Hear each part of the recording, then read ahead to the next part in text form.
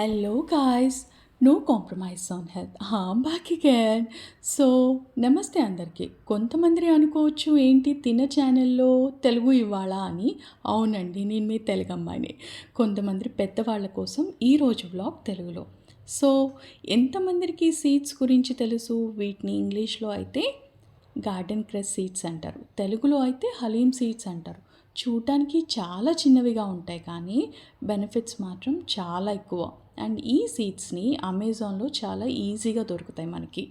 And ఈ సీడ్స్తో మనం వారం రోజుల్లో మైక్రోగ్రీన్స్ ఇంట్లోనే ఎలా పెంచుకోవచ్చో మీకు చూపిస్తాను.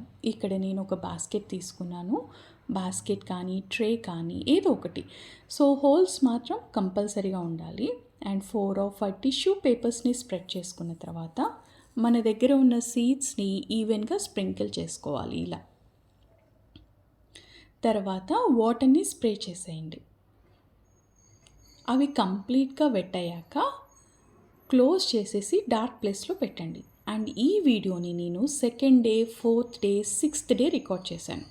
సో ఇది 2nd డే.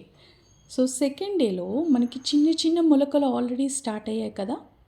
ఈ స్టేజ్లో మాత్రం అవి డ్రై అవ్వకుండా చూసుకోండి. అవి డ్రై అయితే మైక్రోగ్రీన్స్ సరిగా పెరగవు. ఎవ్రీ సింగిల్ డే అంటే ప్రతిరోజు తప్పనిసరిగా వాటర్ స్ప్రింకిల్ చేసి ఎక్సెస్ వాటర్ ఏదైనా ఉంటే క్లియర్ చేసేసుకోండి.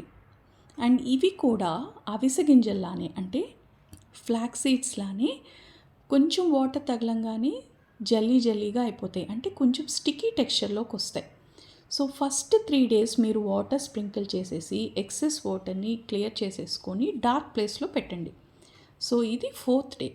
సో 4th డేకి మనకు ఆల్రెడీ చిన్ని ఆకులు కనిపిస్తున్నాయి కదా.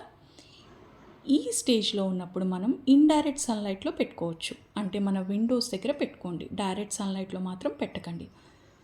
సో సేమ్ ప్రాసెస్, వాటర్ని స్ప్రింకిల్ చేసి ఎక్సెస్ వాటర్ని క్లియర్ చేసేసుకోండి. సో ఈ సీడ్స్లో మనకి ఐరన్, కాల్షియం, ఫైబర్ చాలా ఎక్కువగా ఉంటాయి. అండ్ ఇది 6th డే. 6th డే కూడా వాటర్ స్ప్రింకిల్ చేసేసి ఎక్సెస్ వాటర్ని క్లియర్ చేసేసుకోండి. ఇవి ఆల్మోస్ట్ హార్వెస్ట్ చేసుకోవడానికి రెడీ అయిపోయాయి. సో నేను 7th డే హార్వెస్ట్ చేసుకున్నాను.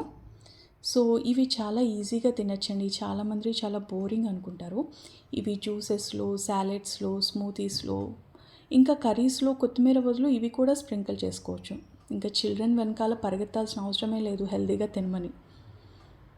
సో ఈ వీడియో మీకు నచ్చితే లైక్ చేయండి, షేర్ చేయండి. మరిన్ని హెల్తీ టిప్స్ కోసం నా ఛానల్ని సబ్స్క్రైబ్ చేసుకోండి. మళ్ళీ కలుద్దాం కొత్త రెసిపీస్ తోటి. మీ తెలుగు అమ్మాయి అర్చన. Bye.